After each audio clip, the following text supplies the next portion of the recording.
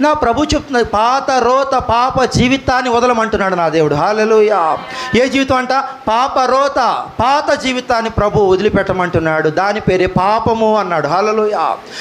అపవాదికి నాకు ఏ సంబంధం లేదన్నాడు నా ప్రభువైన యేసుక్రీస్తు వారు. హల్లెలూయా. పరిశుద్ధత ఎక్కడుంటుందో, ప్రార్థన ఎక్కడుంటుందో, ఆరాధన ఎక్కడుంటుందో, పశ్చాత్తాపం ఎక్కడుంటుందో, మారు మనసు ఎక్కడుంటుందో అక్కడ నేను ఉంటానన్నాడు నా యేసయ్య. హల్లెలూయా. హల్లెలూయా. సంవత్సరానికి ఒకసారి, 6 నెలలకు ఒకసారి బూజు దులుపుతాం, దుమ్ము దులుపుతాం, పెయింట్లు వేసుకుంటాం. కాదా లేదా? దేని దులుపుతాం?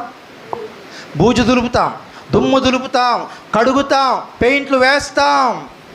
దేన్ని? ఇంటిని. మరి ఒంటిని రోజు స్నానం ద్వారా శుభ్రం చేస్తాం.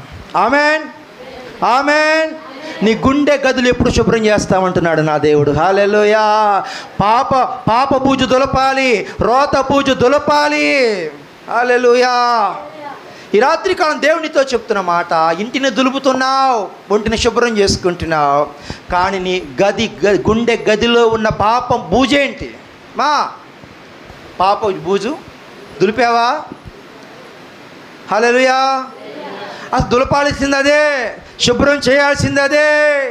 ఎందుకంటే నా గుండెలో అపవాది పేరుకొని ఉన్నాడు, పాతుకొని పోయి ఉన్నాడు. ఎన్ని దయ్యాలమ్మా? హల్లెలూయా. సేన అనే దయ్యము మనం గమనించుకుంటే, మగ్దలేనే మరియా పెట్టిన 7 దయ్యాలు ఎలా వచ్చినాయి మీ ఇంట్లోకి? ఏమి లేదు అలా అంటున్నారు. మేము ప్రార్థనకు దూరంగా ఉన్నాము,